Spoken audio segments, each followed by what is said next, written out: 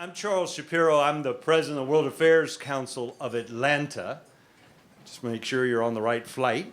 And I want to thank all of y'all for coming. The World Affairs Council has organized this luncheon and discussion together with the Consulate General of Korea in Atlanta. And I want to recognize the Consul General, first of all, Ambassador Luncheon Kim, who is the Consul General of Korea in Atlanta.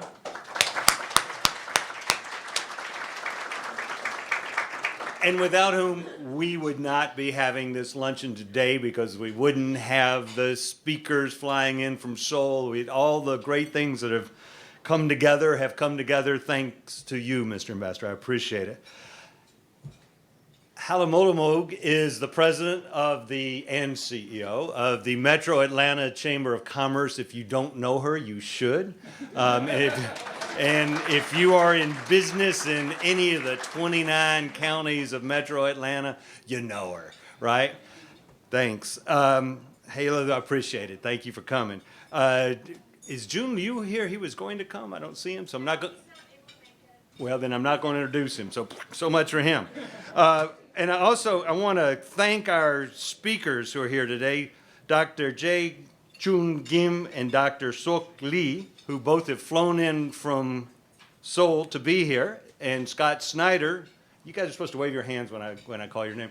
And Scott, okay, and Scott, who flew in from Washington this morning. Now, Scott flew in from Beijing to Washington yesterday, and our two colleagues from Seoul flew in from Seoul yesterday. They appear to be awake. But they are on many time zones away, so we're giving them as much coffee as we can to keep them all ready for this, keep them wired. I want to thank you. Now I want to thank our sponsors and underwriters, the Consulate General of Korea, the Republic of Korea in Atlanta, which has invited the World Affairs Council to organize this 6 months ago, something like that. We've been working on this for quite some time.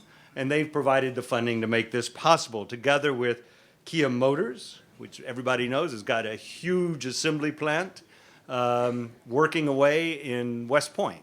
And Sewon America, which is in LaGrange and is providing parts, components to Kia to go in those cars. Have I got that right? That's exactly right. Cool. Good. And the Office of International Initiatives from Georgia State University. So if you're the representative of the office, you get to stand up and tell everybody your name. Yeah, you. Hi, everybody. I'm clearly not Jun Liu, the Associate Provost.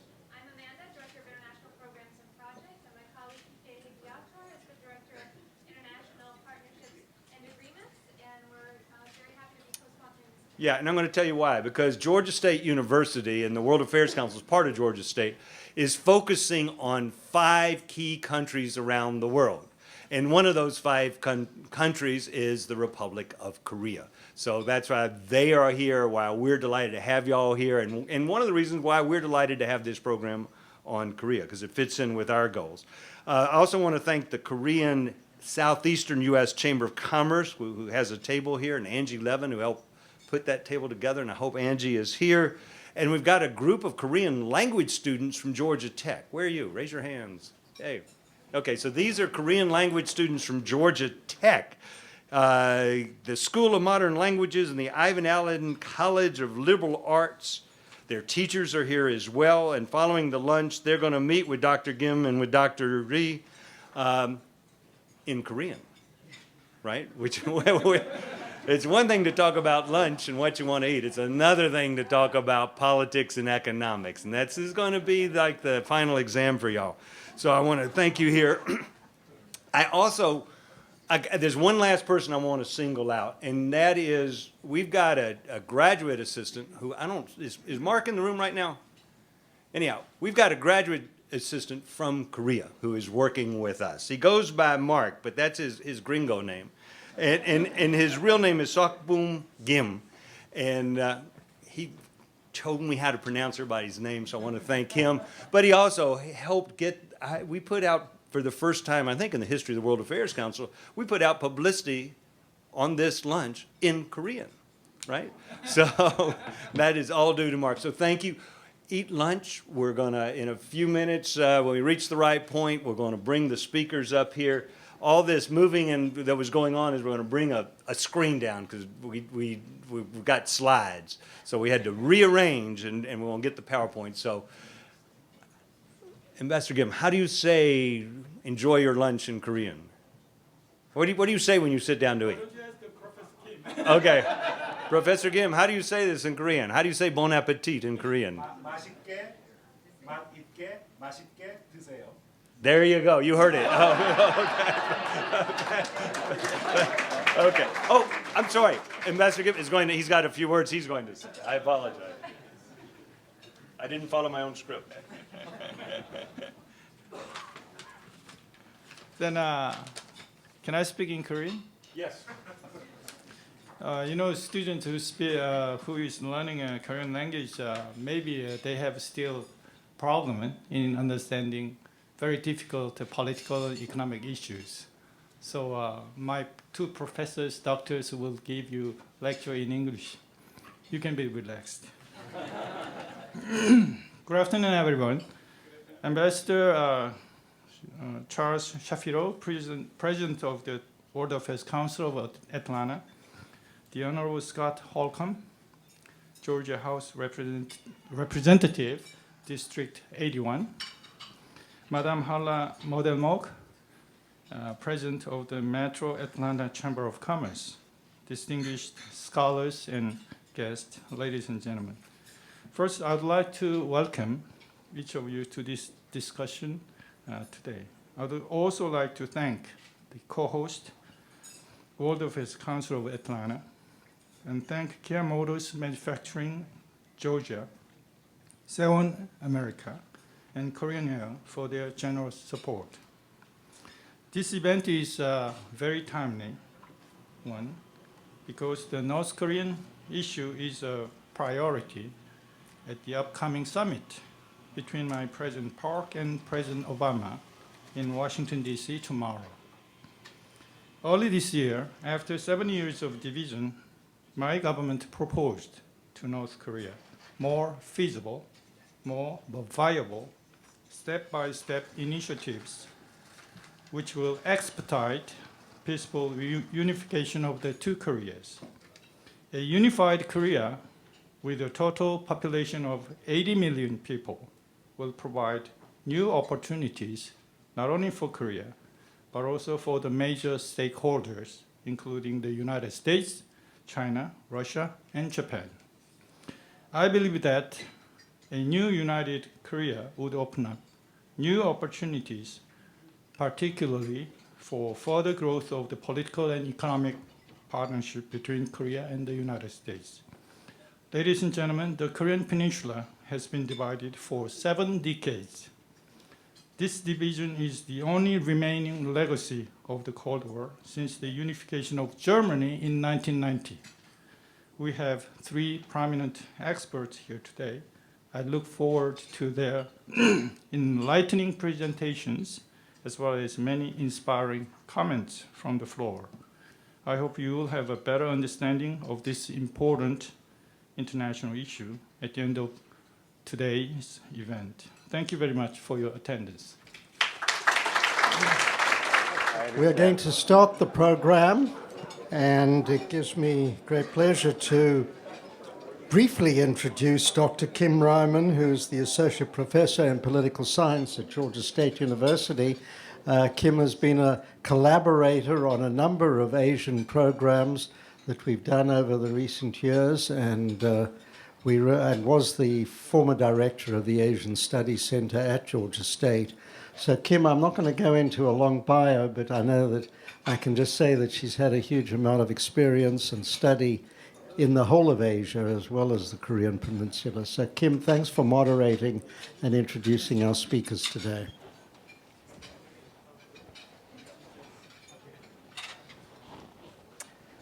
Thank you so much, Cedric. Good afternoon, everybody. My name is Kim Reimann. As Cedric introduced me, I'm an associate professor in political science at Georgia State University. I'm also half Korean and half German, so this is a really a great topic for me because we saw Germany unite, and now we're going to talk about unification in South Korea, so my parents' countries. And this is a really a hot topic right now, so we're very, very fortunate to have these wonderful experts with us today. As Consul General Kim mentioned, this is the 70-year anniversary of the division of North and South Korea, of Korea. It's a really difficult issue, but is it ripe now time, though? Is this actually a good moment in history for us to think about reunification? And there are various aspects. There's economic aspects, there are political aspects. We're only going to have a short little introduction to all of this, but I think that the experts that we have here today are really well qualified to give us perspectives on all of this. It's frequently mentioned that reunification was very economically burdensome on Germany when it took place. But there are optimists and pessimists about South Korea and North Korea unifying. Some saying that actually there will be all sorts of economic opportunities possible in addition to the costs that it will also have for South Korea as the main funder of reunification. This is a current big initiative of the present administration of Park Geun-hye. She has made reunification front and center one of her major foreign policy issues the past couple of years. When she went to Dresden, Germany in 2013, she mentioned that unification would be an economic bonanza for the Korean Peninsula, and that it would spur rapid economic development in the north, as well as allow Korea to rise even higher.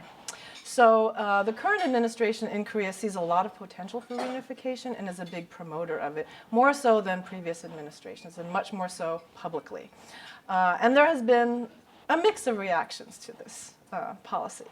So let me introduce the speakers, because I'm not going to go any further, and we're going to hear their unique perspectives, because like I said, we're very lucky to have such knowledgeable experts on Korea with us today. First, I'd like to introduce Professor Jae-Chun Kim, who is a professor at the Graduate School of International Studies in Sogang University in South Korea, as well as the director of the Sogang Institute of International and Area Studies. He got his PhD at Yale University, so he spent some time in the United States, and has also worked at various government positions in South Korea related to unification. In 2014, he joined the Presidential Committee for Unification Preparation, and he's also been an advisor since 2006 to the Ministry of Foreign Affairs in their Policy Advisory Board. So I think he'll be able to give a great presentation on the political aspects of reunification, how it will be beneficial to not only to the Koreas, but to the international community as a whole. So we're looking forward to hearing a little bit about that political perspective. Next, our second speaker will be Dr. Suk Lee, who is a research fellow at the Korean Development Institute, also in Seoul. He got his BA and MA at Seoul National and his PhD at University of Warwick in England. And he also has held a variety of different government and other government positions related to North Korea, including being an intelligence analyst at the National Security Planning Agency, the director of the Information Center for Unification Studies at the Korea Institute for National Unification. He's been a member of the advisory board for the Ministry of Unification, as well as a central committee member of the National Unification Advisory Council. So clearly somebody who has a lot of experience politically as well as academically.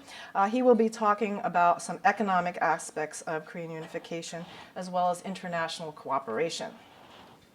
And then finally, from Washington, D.C., we have Scott Snyder, who is a senior fellow for Korean Studies and director of the program on U.S.-Korean policy at the Council on Foreign Relations.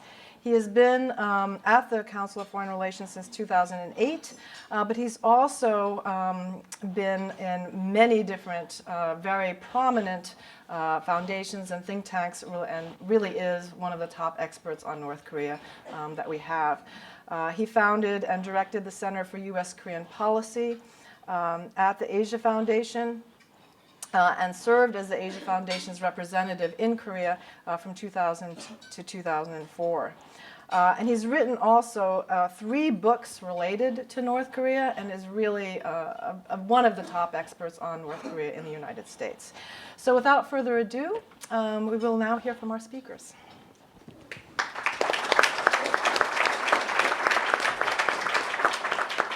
Well, thank you very much, Professor Kim Reimann. I am Jae-Chun Kim, and actually we do share the same name. The only difference is that she uses my last name, Kim, for her first name.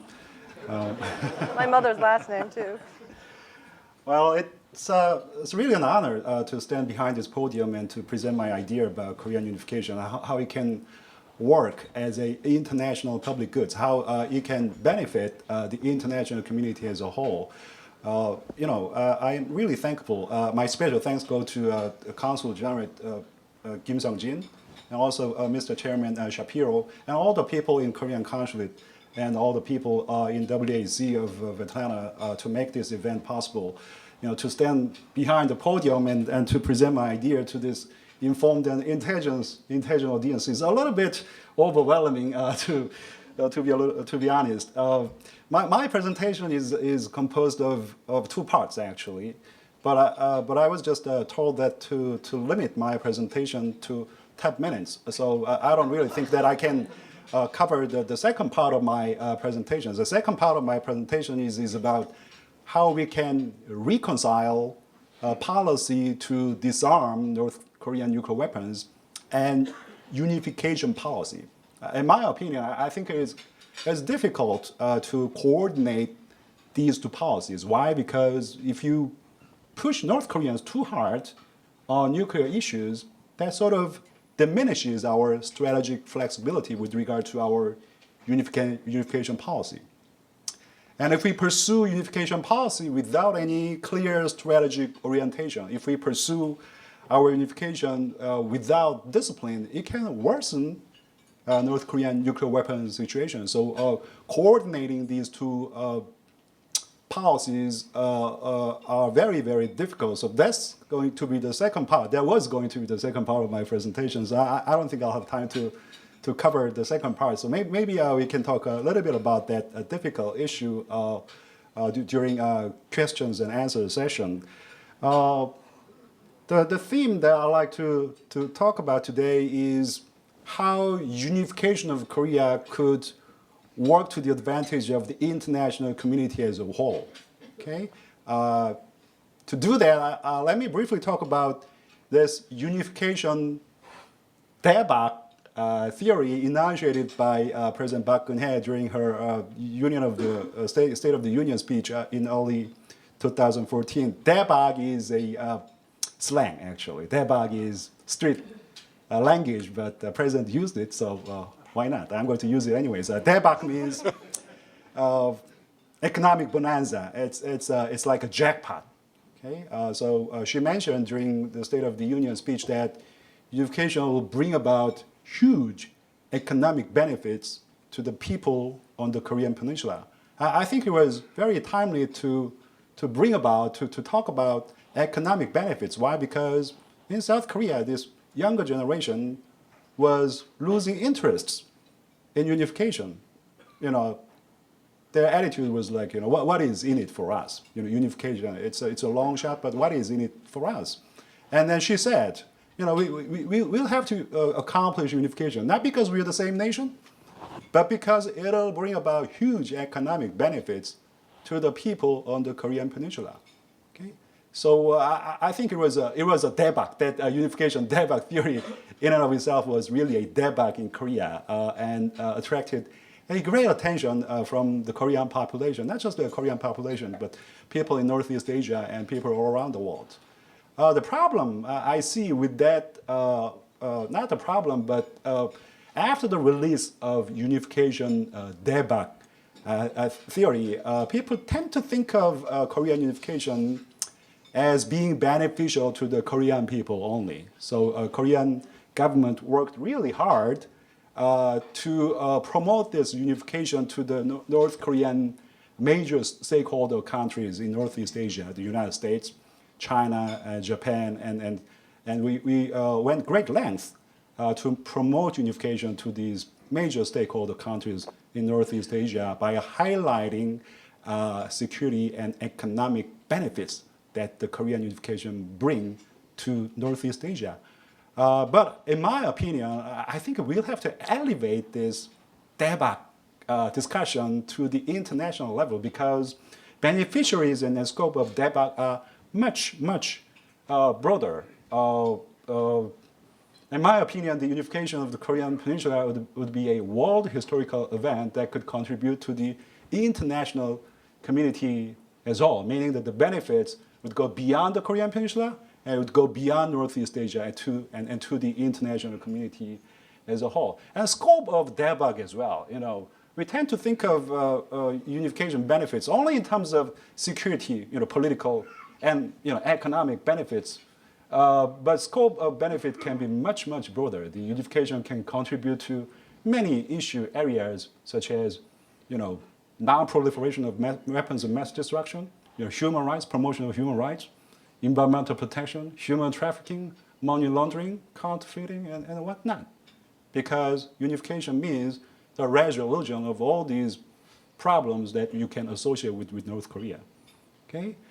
All right, that's basically the snapshot of what I just mentioned so far. So this is how the Korean Peninsula, how the unification can work as what I would describe as international public goods, because there's this big message that we can impart to the international community. I mean, think about the world. Think about the world. The world is plagued by a number of seemingly intractable conflicts. Arab-Israeli conflict, these age-long conflicts, seemingly irresolvable. The resolution of which seemed seemingly impossible. I think Korean Peninsula has been one of those hot zones, right?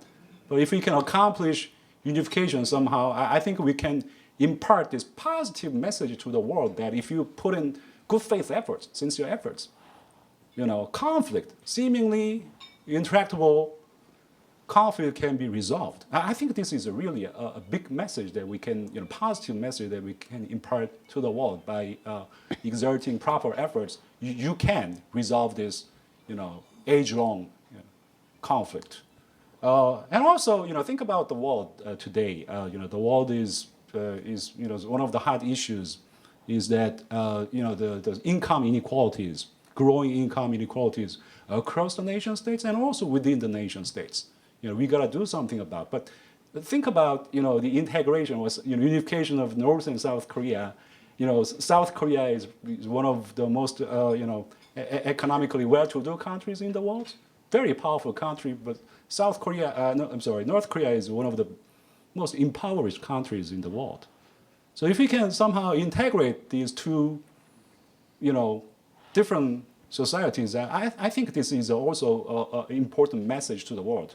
With the proper policies, it is possible to integrate two very different societies. I think these are two big messages, positive messages that we can impart to the world. And I think that the rest is pretty much self-explanatory here because why is it beneficial? Why is it beneficial to the international community as a whole? Well, first, unified Korea will be a nuclear-free Korea. We promote the slogan, unification, unified Korea will be peace Korea. Because unified Korea will be free from weapons of mass destructions. And unified Korea will eliminate nuclear safety problems in North Korea and remain as the model country to use nuclear energy for peaceful purposes. So this will strengthen international non-proliferation regime and regime on nuclear safety. So if you care about, non-proliferation of weapons of mass destructions and nuclear safety issues, I think you'll have to root for the Korean unification. Unified Korea will be an eco-friendly Korea. We promote the slogan, Green Korea. North Korea, since the division, has suffered environmental degradation and deforestation on a large scale. The South Korean government is working on a number of afforestation projects. with NGOs. So unification means it'll restore ecosystem in North Korea and improve environmental situations on the Korean Peninsula. So this, I think, will strengthen environmental protection regime and regime global governance on global warming and climate change. So if you care about these issues, I think there is a, you have to root for the Korean unification. Human Rights Korea, we promote this slogan as well, because unified Korea will be a free Korea. And that North Korea is the place where the democratic values are ignored and human rights are denied, right? So unified Korea will advance liberal democratic values on global stage and human rights on global stage, as a matter of fact. So, this will strengthen democracy promotion and international regime on human rights, I believe. So if you care about this international issue, I think you'll have to root for the Korean unification. Unify the Korea as a promoter of free trade, because unified Korea will rely on free trade. So if you believe in free trade, you certainly have to care more about unification of the Korean Peninsula. You know that North Korea has been accused of money laundering, counterfeiting, drug dealing, human trafficking, state-sponsored terrorism, and whatnot, really. So unification means the resolution of all these problems that you can associate with North Korea. And that is the reason why I believe that unification of the Korean Peninsula will bolster existing international norms and global governance on many, many different issue areas that we care on global stage. All these important issues that the existing global governance is working on.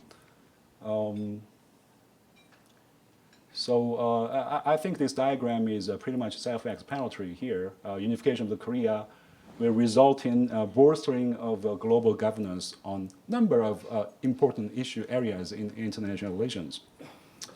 I think that's... Yeah, 1 minute Yeah. if you want to talk for 1 more minute. Well, 1 minute. But if you don't, that's okay. As I said, I mean, North Korean nuclear weapons problem will play out as a stumbling block toward unification of Korea, because unless we make a progress in terms of denuclearizing North Koreans, it's really difficult to accomplish unification, right? But in my opinion, flip side to this argument is that if you can unify the Korean Peninsula, that can resolve North Korean nuclear weapons problem, right? And if you resolve North Korean nuclear weapons problem, that can certainly open the door to the unification, which means that success of one policy can facilitate the other. So I like to end my presentation by reminding the audience that unification can resolve all these problems, not just the nuclear weapons problem, but human rights problem, environmental problem, human trafficking, counterfeiting, all these problems that have arisen because of this bad regime in North Korea. So I think it is important for us to think of unification of Korea, not just in terms of economic and political and security benefits that can incur to the Korean people or people in Northeast Asia. Rather, I think it is very, very imperative. It is imperative for the international community to think of the unification of Korea as an event that can benefit the international community as a whole. It would become an international event that will advance global norms and strengthen global governance on many, many important issue areas in international relations. Thank you very much. Thanks. Good afternoon. My name is Suk Lee, and I study the North Korean economy at Korea Development Institute in Seoul. And I'm very happy to join this interesting meeting and talk about economic aspects of Korean unification. I'm going to talk about 3 topics about the Korean economic unification. First, I'm going to briefly explain the economic situation of North and South Korea from the viewpoint of East Asian economies. Second, then, I will talk about how South Korea's perception on South Korean economists' perception on unification has been changed. And then, third, finally, I will talk about possible international cooperation for Korean unification. Okay? Then let me start. We all know that currently East Asia is one of the most important and dynamic economic regions. It is producing more than 20% of world GDP, and it is accounting for more than 30%, 35% of world trade. And the trend is going up.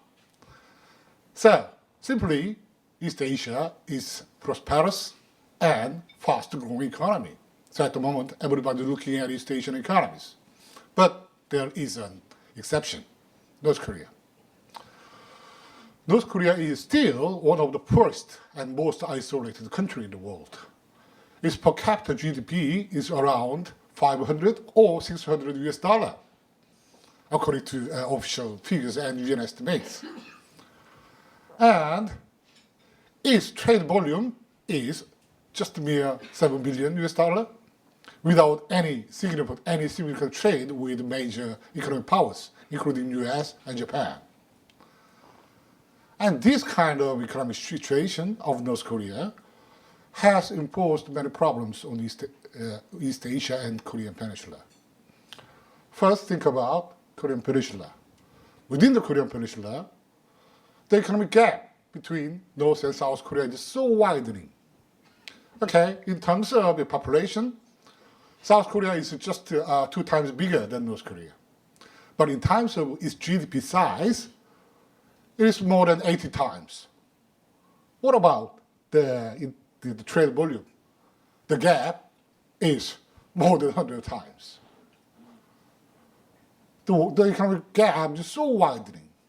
In this situation, it is quite difficult to promote good relationship with North and South Korea. And North Korea has been imposing another problem to the nearing bordering areas. North Korea bordered with three northern Chinese provinces and bordered with Russia as well. But these bordering areas in China and Russia are relatively underdeveloped areas compared to other areas in such countries. The reason is very simple. There is a North Korea. It is because of North Korea. Actually, we have been talking about many great and good economic projects covering these areas for a long, long time. For example, GTI, Greater Two-Man Labor Initiatives, which is engaged in all the parties, including Russia, China, North Korea, something like that. But we have been talking about it for 20 years, but producing nothing. And Russia won't develop Siberian gas pipeline connection project to Seoul. It is impossible because there is a North Korea. And fortunately, economists know the solution for this problem. The solution is unification of Korea. Okay? When 2 Koreas are unified, South Korea's advanced market economy spread into North Korea, and whole the Korean Peninsula is connecting to the continent. So it will provide new opportunity for this bordering area, new economic opportunity for these bordering areas as well. But unfortunately, until very recently, most South Korean economists were afraid of unification. The reason is very simple. Because of so-called unification cost. For example, in German unification case, West Germany had to pay 4 or 5% of its GDP for the unification cost every year. And the situation is relatively much worth here in the Korean Peninsula. So the unification cost may be huge. Furthermore, the composition of the unification cost could be very bad. When you estimate the unification cost, you will find the fact that most cost should be used not for economic development of northern part of Korea, but for the social benefit, to provide the social welfare to the North Korean people, unified by South Korea. It is a headache to the most South Korean economists. So, until very recently, South Korean economists say that even though they could not speak loudly, they do not want unification.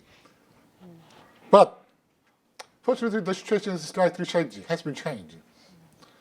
At the moment, South Korean economists argue that we have to change our views. Okay, they say that let's simply assume we provide lots of social welfare costs to those Korean people.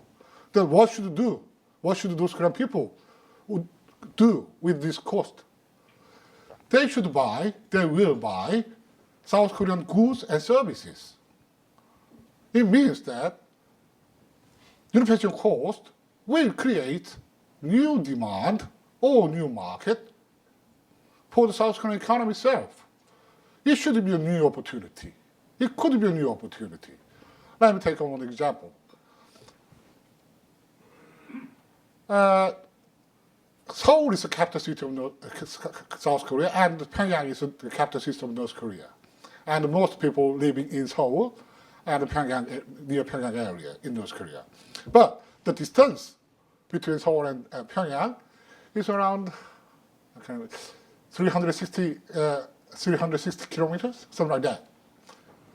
It will take just 1 hour or 1.5 hours with high technology, high-speed railway.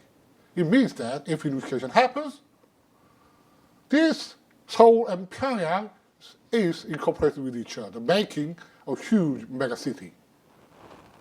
It means that unification may fundamentally change the market structure of Korea. It should be a new opportunity for South Korean economy.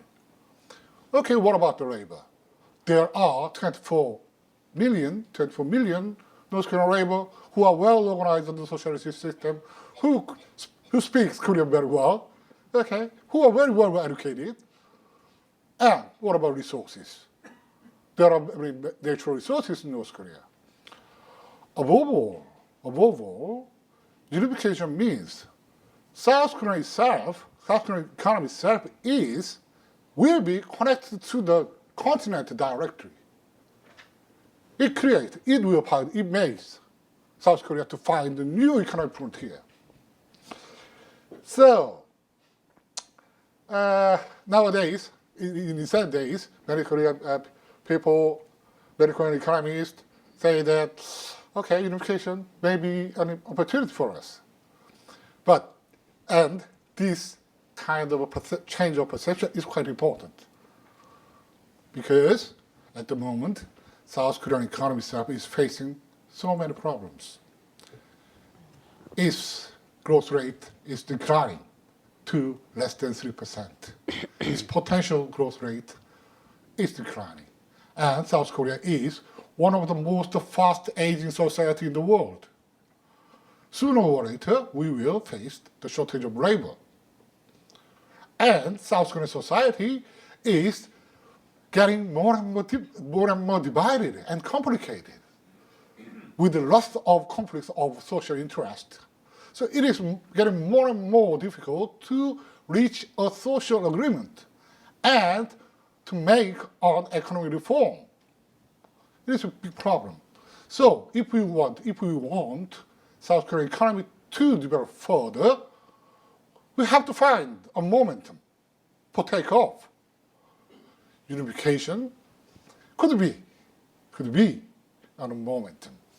That is the big change of perception of South Korean economists. Okay, there.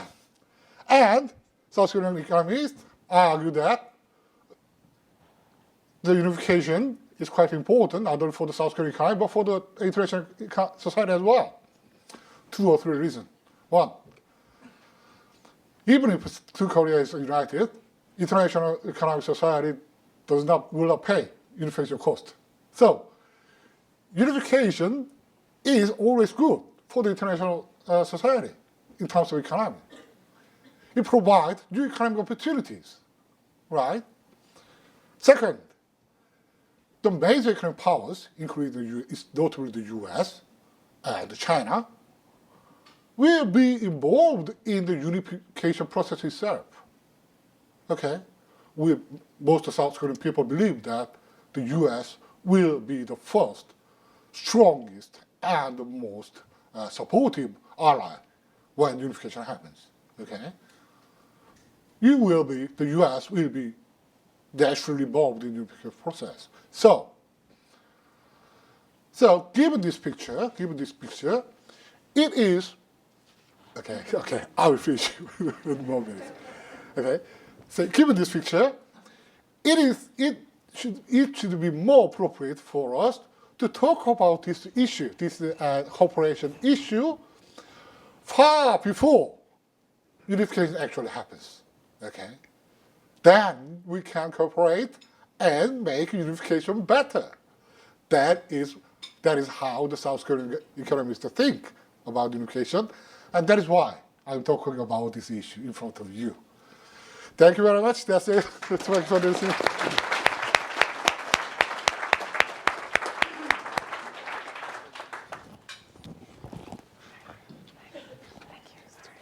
Well, I want to thank the World Affairs Council for inviting me to join this panel, and I really appreciate the views of 2 very distinguished Korean scholars on this unification issue. And enjoyed listening to the presentations, but I think that I don't want to necessarily be the person who dumps too much cold water on this, because I actually agree that unification is a desirable objective, and I think that it's very interesting to see how the South Korean president has taken the lead on this issue, and I think that is an important aspect of both changing minds in South Korea and putting more pressure on North Korea. But I also want to step back a little bit and introduce a little bit of caution on this subject. First, I want to say that actually the United States and South Korea have agreed since 2009 in a joint vision statement that one of their objectives is to see basically a South Korean-led unification that would result in a democracy and a market economy, a unified Korea that was a democracy and that operated a market economy. So this is something that the United States actually has signed up to rhetorically. Professor Lee expressed the concern that I always worry about from the first time I saw that joint vision statement, and that is that Koreans might expect a little bit more, especially in terms of financial contributions, than the U.S. Congress is necessarily prepared to allocate to that particular objective at this particular moment.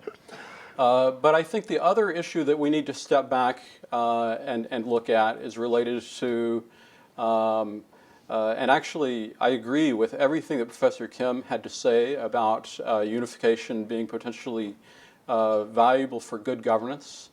And undoubtedly the DPRK, the North Korean regime, it has one of the worst records on earth in terms of human rights. So, I mean, these are other benefits that you didn't really go into great detail on because, if you go and read the Commission of Inquiry report on North Korean human rights, it basically says correctly that the kinds of things that were going on in Nazi Germany that we said never again to are happening in North Korea because of the way in which the regime controls its people and holds people who have committed political offenses, it holds their relatives responsible. It sends whole families off to concentration camps. So this is a very serious situation, and that's actually another benefit that actually deserves focus. However, I loved the line on the slide that said, unification will solve all the problems related to North Korea. Because I do think that there is an attitude out there that if unification occurs, we can solve denuclearization and all this. But the reality is that the unification process is path dependent. We don't know how it's going to happen. And the critical criteria for whether or not this ends up being a jackpot or a real resource sink is whether or not it can be achieved peacefully. And the DPRK regime thrives on isolation. It's militant. It's using asymmetric means, including developing nuclear capability, cyber hack, all those kinds of things, in order to try to hold on to its rule. And basically, one theme that I gather from Korean movies that I've watched is when you're cornered, you take down as many people as you can with you, right? And so that's the reason why this is a dangerous situation. And it could go either way. It could be very costly, but also in the long term, it could be enormously beneficial to this particular region. I mean, if you look at North Korea, I'm sure you've seen the satellite slide where South Korea looks at night, where South Korea looks like an island of light cut off from the Asian continent because North Korea is a black hole. And because the situation there in terms of economic development is so poor, as we heard. And so, you know, I can envision that the process of connecting South Korea to the Asian continent could be enormously beneficial in terms of economic growth. But I can also imagine, given the level of propaganda education that North Korean citizens have received about anti-American imperialists and, you know, basically fighting with the spirit of the North Korean Juche idea, that stabilizing a collapsed situation in North Korea could also be enormously costly. And I think that, you know, basically what we don't want to see is, you know, Afghanistan or an Iraq on the doorstep of the Korean Peninsula. So I just wanted to kind of lay that out as a kind of, to provide a fuller picture on the unification issue. Tomorrow, President Obama and President Park will be meeting in order to talk about the North Korea issue. You know, this is an issue where the United States has real stakes. I think that it's important for the two presidents to be able to have a conversation about this. It comes at a very good time in that South Korean support for the alliance is at record highs. 80% of the Korean population is supporting U.S. presence on the peninsula. Also, on the U.S. side, there's a Chicago Council poll that was just released that shows strong support in the United States for South Korea, and especially concern about the North Korea challenge. I think everybody, you know, generally speaking, the American public realizes the seriousness of that challenge and the difficulty of it. And so I think that really what President Park wants to do, first of all, try to find a way to engage with North Korea, but also to try to bring the U.S. And China in particular as major stakeholders together in order to try to gradually, the key with North Korea is to put pressure on them but give them a way out. And I think that's really what she's trying to look to do, while also making sure that the regime recognizes it can't keep its nuclear weapons, and there is an alternative that involves economic prosperity for North Korea. I'll just wrap up. There's one other point I wanted to make. You know, the real challenge on the unification front, on the social integration side for South Korea, is to make sure that when this integration happens, that it happens in a way that doesn't sacrifice South Korean standards. We don't want North Korea's problems to end up eating away at all of the hard work and accomplishments that South Korea has made over the course of the past 2 or 3 generations. That would be a real tragedy. It would be a setback. And instead, I think the challenge is to make sure that this process occurs in such a way that the North Koreans are brought in, socialized, integrated, and made a part of the real world. And that does remain a challenge because we don't know exactly whether or how that can happen peacefully. So I'll stop there and look forward to a broader discussion.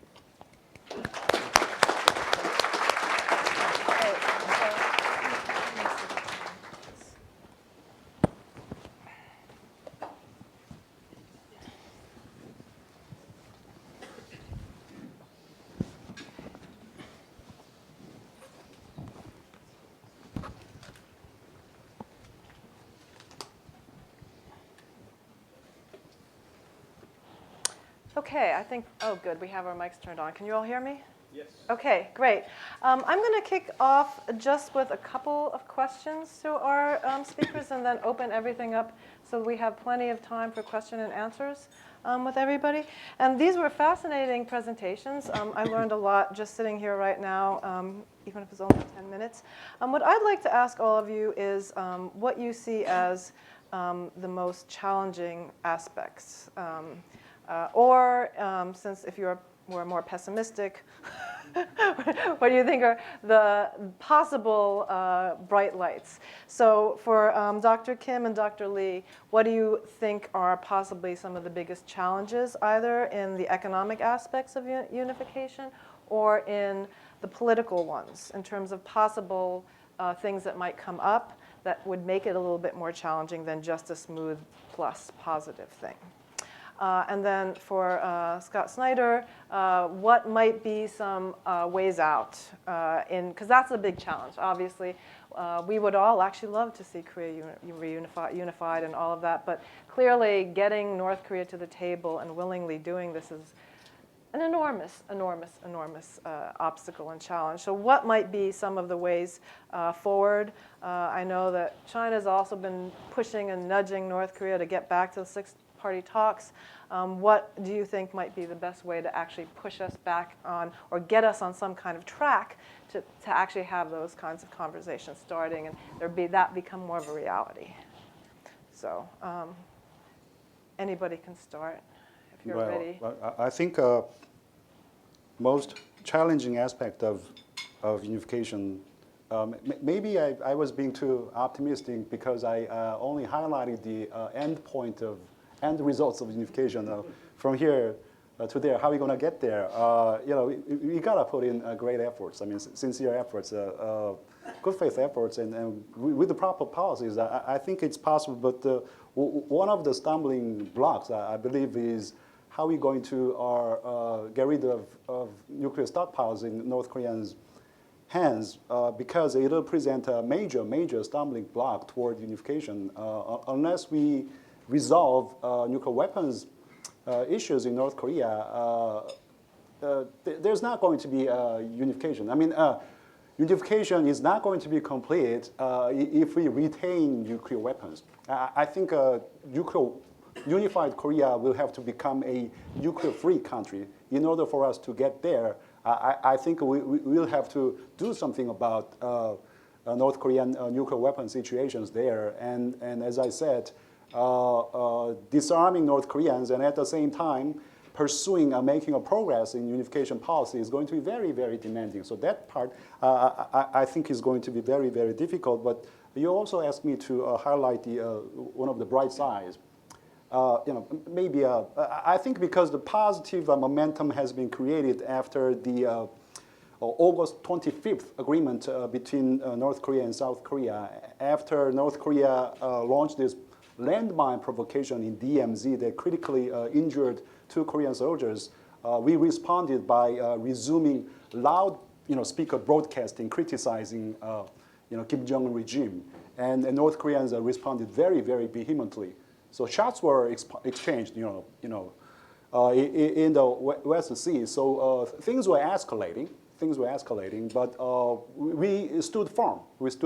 And The United States was clearly on our side, and at this time, I think China certainly played a role, pressurized North Koreans into de-escalate the situation. You gotta scale down the tension. It was a very, very was not a very good timing because Chinese were preparing for this victory ceremony. It was a big festival going on in China, and you are going to be a party pooper in the that's not. So I think North Koreans backed down, and they actually suggested a summit, not summit meeting, but inter-Korean dialogue first. And I think it was North Koreans that proposed meeting of separate families. This was what South Koreans have hoped for all these years. We gotta have, we have to start small, because trust between the two Koreas is sorely lacking. So we gotta start working on these easier and smaller issues. And once we can cultivate enough of trust, with this trust, we can move on to the discussion of some of the more difficult issues. There was, President Park Geun-hye's approach here all these years, all along. And it was North Koreans actually that proposed meeting of separate families. So I think the reason, because there was a North Korean ceremony in memory of creation of North Korea's Labor Party, 7th year anniversary, and it was anticipated that North Koreans would fire long-range missiles, testing of long-range missiles, and then testing of nuclear weapons, 4th nuclear weapons. But it didn't happen. It didn't happen. Rather, it was a Chinese who sent, number 5 person, 5th powerful person in China, Yu In-san, to North Korea, and I think there was a tacit agreement between the two countries. You gotta scale down the tension, and you gotta do something about, North Korean, weapon situation there, and then there might be a resumption of economic cooperation between China and North Korea, and there might be a resumption of exchange of leaders of both countries. That means the possibility of Kim Jong-un, Kim Jong-il. And when I go to the international conference, I refer Kim Jong-un to K3 actually, because the K3, K2, K1. So invite K3 over to China, and in exchange for that, there is a possibility for President Xi Jinping to pay a visit to North Korea. But there is a condition here. There is a condition. One condition of recovery of North Korea-China relations is that, you gotta be more sincere about disarming nuclear weapons, and you shouldn't be. You shouldn't provoke. You shouldn't, ratchet up the tension in Northeast Asia on the Korean Peninsula. That is one condition, and then you gotta come up to this, multilateral nuclear diplomacy. It can take place in the form of 6-party talk, or maybe we can talk without North Korea participating in this nuclear diplomacy. So I think after 825 inter-Korean agreements, and after September, the second summit meeting between China and South Korea, I think the positive momentum has been certainly created, in my opinion. Maybe this is the first time for South Korea's, the trust process. And if we can, the trust process is all about if we can stand firm on North Korean provocations and still leave the door open for cooperation and dialogues, they will come to the table, discussion table. So I think this is one important step that we have taken. And I think it is very, very important for South Korea to keep China in this format here.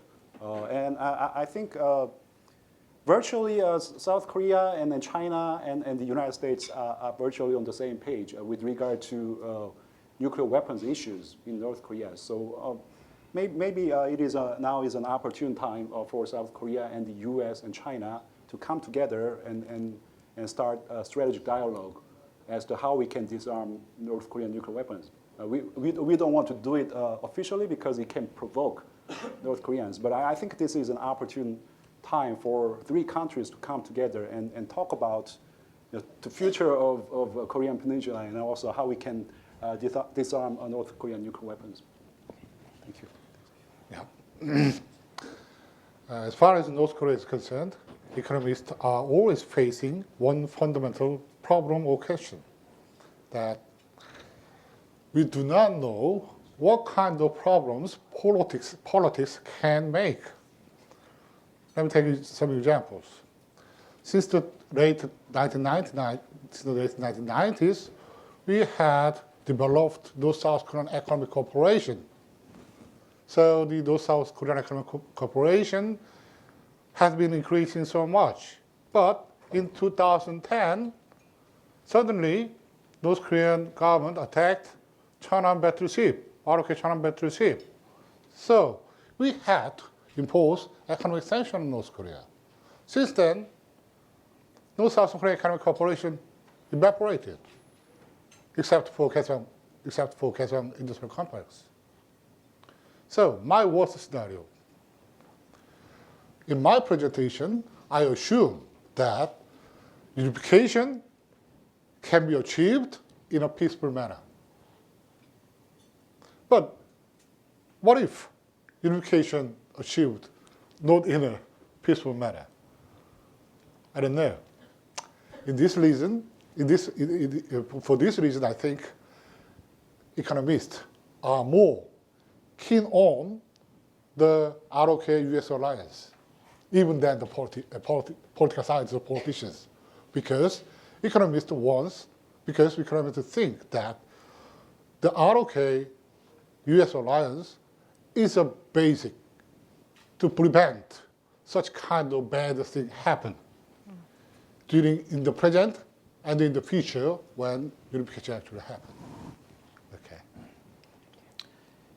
So I think the dilemma that the Obama administration has faced, if I can give a one-sentence summary of the policy and response, is that in his inauguration address, President Obama said that he would outstretch his hand to those who will unclench their fist, and North Korea, through its nuclear and missile tests, gave us the finger. So the challenge is, in that context, how do you deal with that circumstance? And I think that I agree with Professor Kim. International coordination is important. The objective is really to change the environment, to evolve the internal situation in North Korea and to divide the elites. But what that also means is that we have to keep on checking to see whether the dictator has changed his mind and might be ready to come back to the table. Okay, great, thank you. So I'd like to open it up now for questions. Do we have a mic anywhere or no? Or wait, okay. So do you want to? Would somebody mind just holding a place or? All right. Let's see. Over there. Yeah. I believe I can talk loud enough for everybody to hear me. But I'll use the mic. I apologize, but I'm sitting here listening, and I'm thinking y'all are talking pie in the sky. Because until you get by K3, all this is nonsense. It's positive, and if you can do it, everything you said positive is correct. My thinking, and I don't think nuclear is the issue, because I don't think we'd have a problem with Korea having nuclear weapons, because Russia has them and China has them. Now, Russia and China would have a problem, possibly. But you didn't mention Russia. You mentioned coordinating with the United States, China, and Korea. Russia's got to have a say in what you do. But to get K3 out, you got to give him a golden parachute where he can save face and still have power, money, or whatever he likes.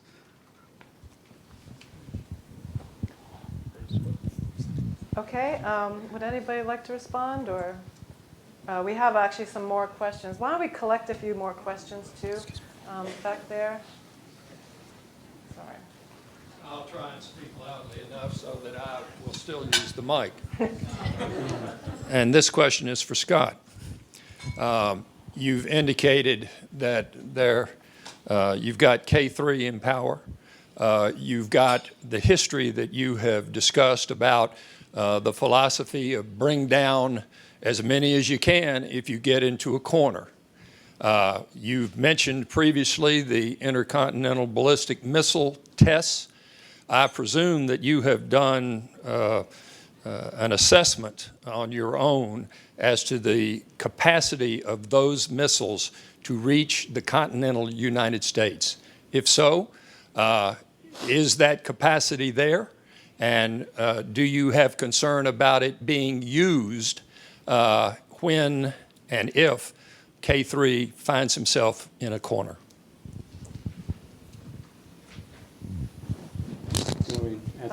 Why don't we just take a couple more and then we'll have them all answer together.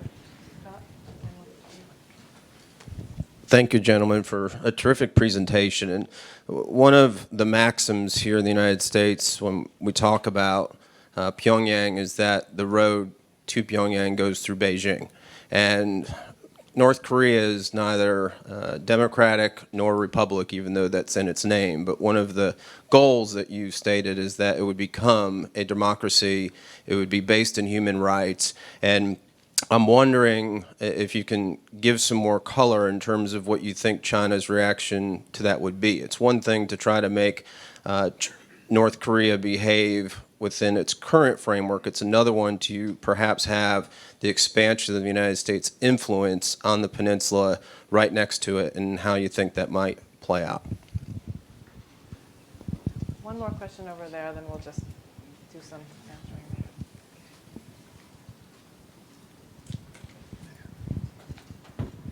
Hi, my name is Damaso. One of my greatest concern is that when you were doing the presentation, you pretty much kind of put aside the interests of the North Korea regime. And as you know that they have the nuclear weapon, it's a deterrent to them. That's the only thing that keeps them alive. And there is nothing worse than trying to fight someone who have nothing to lose. So how do you put so much emphasis on the reunification without necessarily putting so much emphasis in communicating with those who can really make the unification by the other end happen? Okay, so Should we take her turn to respond? pick a question that you would like to answer that you feel like. Well, I don't think I can. Because there are three pretty interesting questions. Yeah, I don't think I can cover all the questions raised by the. I mean, they are all very insightful questions. With regard to Russia's role, I think Russia is an important stakeholder country in the region. Can certainly play an important role, since Russia's foreign policy. In terms of foreign policy orientation, I do believe that Russia is sort of moving eastward. So they like to play a more role in Northeast Asian region as well. That said, though, I think China is probably the most important country in terms of eliciting a cooperative behavior from North Korean regime, because China is the country that has certainly a clear leverage over Northeast Asia, although that leverage is a little bit emphasized to a great extent. So I think it is very important for South Korea to keep all these important stakeholder countries in this united front against North Korean nuclear weapons. With regard to ballistic missiles capabilities of North Korea, they have capabilities, I believe, but this military parade, they presented this, what is known as KE-08, that is an intercontinental ballistic missile with the range of reaching to the California shore. So it is of great concern to the United States. But this KE-08, I believe, isn't really complete in my opinion. This is a little bit improved version that they presented like 2 years ago in 2013, celebrating the end of the Korean War. The warhead is a little bit different. Some people say that, well, because of the change in the shape of warhead, now it means that they can load like multiple warheads on a 1-1 missile. That means that they can deflect. I mean, they can penetrate. There is a better possibility for these multiple warheads that can penetrate American missile defense. So that is of great concern. But to me, I don't think all these weapons that they presented during the military parade, I didn't really lived up to my expectation. I think that this time they exercised restraint, partly because of, mainly because of China factor here. China sending number 5 person to North Korea, and testing, presenting all these new weapons and escalating tensions. During the speech, K3 didn't really mention missiles capability, didn't really mention, nuclear weapons capability. Rather mentioned that it is very important for North Korean regime to take better care of the population, like 30 times. So maybe this is a little bit of a wishful thinking, but I think North Koreans are, the reason that North Koreans are exercising restraint this time is they also keep this momentum going, created by August 25th inter-Korean agreement. Because once you lose this momentum, it's really difficult for you to regain this momentum and keep it going. So I think North Koreans are trying also hard to keep this momentum going, but that I think is a positive sign. I'll just pause here. I think there was a third question, but I think I'm spending way too much time. I'll just say a little bit more on the threat to the United States. Professor Kim has correctly laid out the basics, and that is that they have a potential threat from an ICBM that is unproven. They have because they haven't tested it, they have not tested re-entry capability. And there's a division, I think, within the intelligence community about DPRK progress on miniaturization, with some believing that they have been able to miniaturize a warhead that could go onto some of their shorter range missiles. So, but then Admiral Gortney, the commander of NORAD,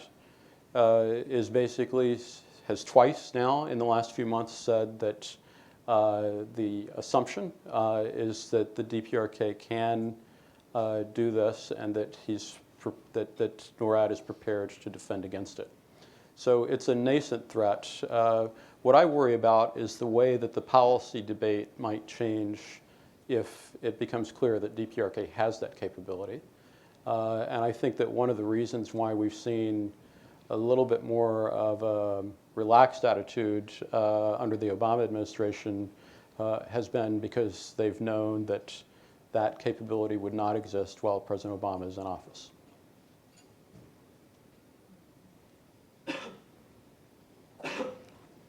Okay, any other questions?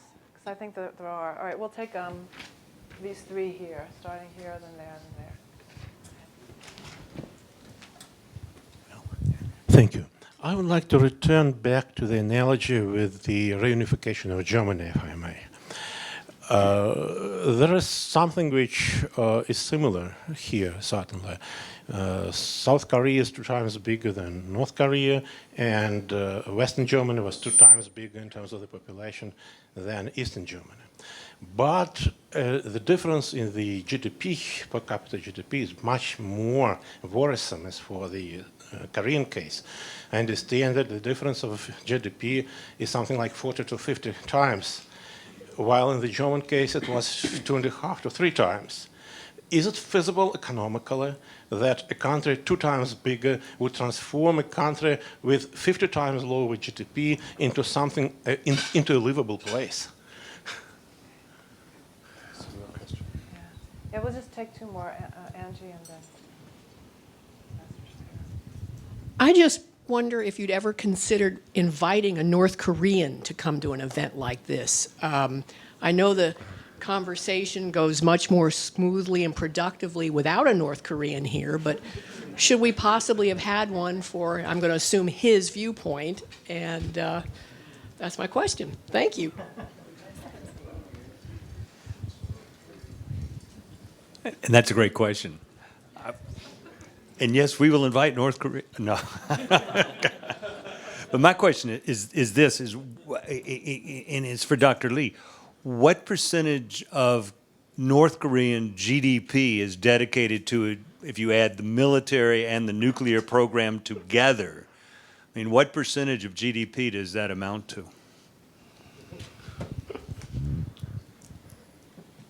Okay, so this is for you, Dr. Lee.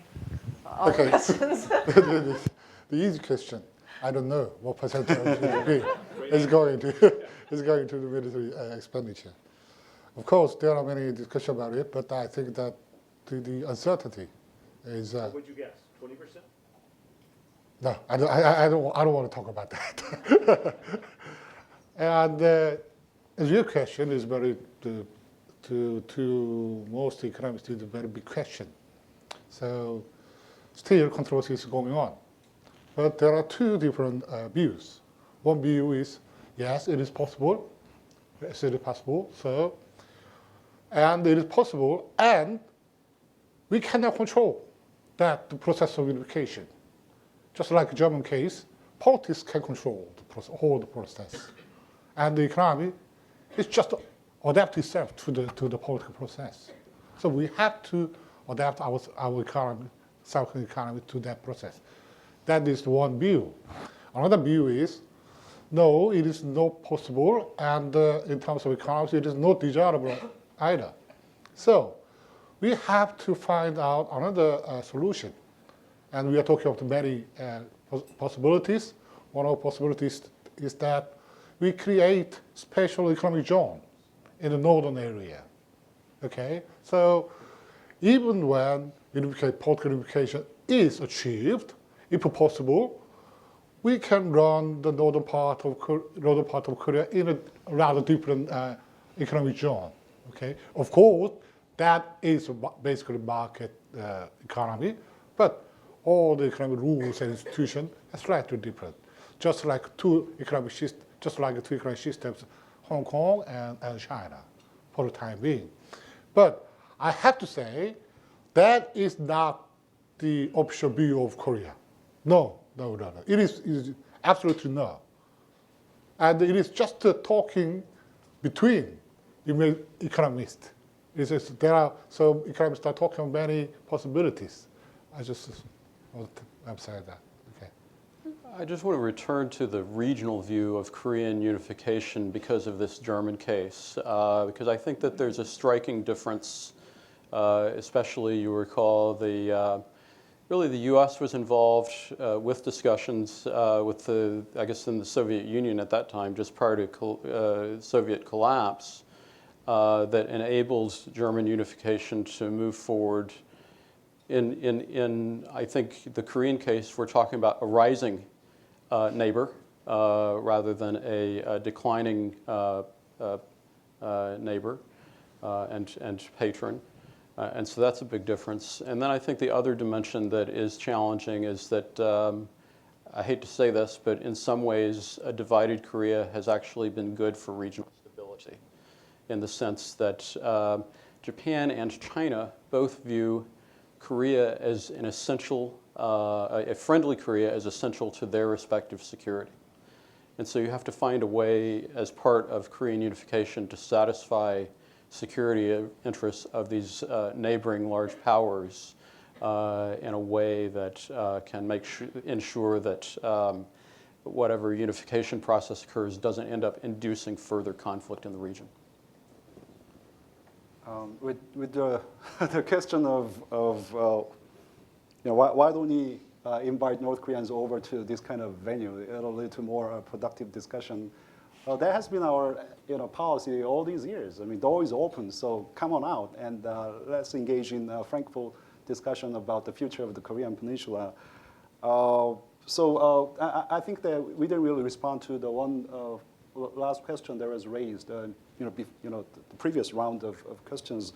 We during our presentations we put aside legitimate interests, legitimate concerns of North Korean leaders, but that's we have been doing all these years. I mean, previous administration in South Korea, Kim Dae-jung government and also Nomi-young government targeted North Korean leaders, when they were sincere about the sunshine policy. They were, the counterpart was North Korean leaders, but that didn't really work out. So growing concern, growing consensus in South Korea is that we have to target North Korean population because I'm a member of a unification preparation committee in South Korea, and I have access to this sensitive poll results and survey results asking how North Korean population thinks of unification initiated this unification efforts initiated by South Korea. They don't really think very highly of unification efforts coming from South Korean government. They don't really, the poll indicates that North Korean population doesn't really want to leave the South Korean system. I mean, it was really surprising. I mean, that means South Korean government didn't really do a good job of winning the hearts and minds of North Korean population. I mean, think about German unification. German unification was possible because Eastern Germans finally thought that their way of doing running politics and business is not going to work. They finally went with the unification efforts coming from the West Germany, and they expressed this opinion by the form of voting, right? So when East Germans thought that unification process initiated by West Germany is the only viable option here, I think the Western German unification happened. So I think we'll have to exert more efforts to mobilize North Korean population. I mean, to win the hearts and minds of North Korean population rather than just targeting North Korean leadership there. I don't think they will change much, North Korean leaders, but I think the pressure will have to come from bottom up. North Korean population exerting pressure on North Korean leadership, so this unification process can move in earnest. Okay, great. I think we're going to close down for now. Sorry. I know there may be one or two questions, but we will be here for a few more minutes, so come on up and ask your questions one-on-one. Well, with that note, Kim, first thank you for moderating, and thank you for our speakers for a really tremendously enlightening discussion. It's brought some new thoughts and new thinking to all of us. I'd like you to look at your programs and see in the middle our partners listed. And of course, I want to thank Kia and Sewon and Korean Air for their support, their financial support, and for them being here today. I want to thank the Korea Southeast U.S. Chamber, the Asian Studies Center of Georgia State, Georgia Tech students, and the Modern Languages Group, and the Office of International Initiatives. I think what this shows is that you can't do these things alone. You have to do them in cooperation with the community, but it also shows that there's just an overwhelming interest in foreign affairs in Atlanta, and it's growing. And I think that's great news for all of us. And then last but not least, of course, Ambassador, the Consulate General of Korea, the resources that you brought forward, but also the idea and the invitation to make this kind of discussion possible, I think was very important for us. So thank you very much indeed. I do want to say that the Council is a membership organization, and those of you who are not members, Paulina Guzman at the back is our membership coordinator, and she can help you. We would like all of you to join and become members. You will see also inside the upcoming programs. Next Friday, program on Germany, the challenges facing Germany. Maybe we can slip in a question on the achievements of unification. Interestingly, a program on what is happening inside Iran after the agreement, and a trip to Cuba, which is in December. And I know some of you here are going on that, but I hope that a few more of you will join us on that program. So thank you again for being here, and look forward to seeing you again at other programs. Thank you.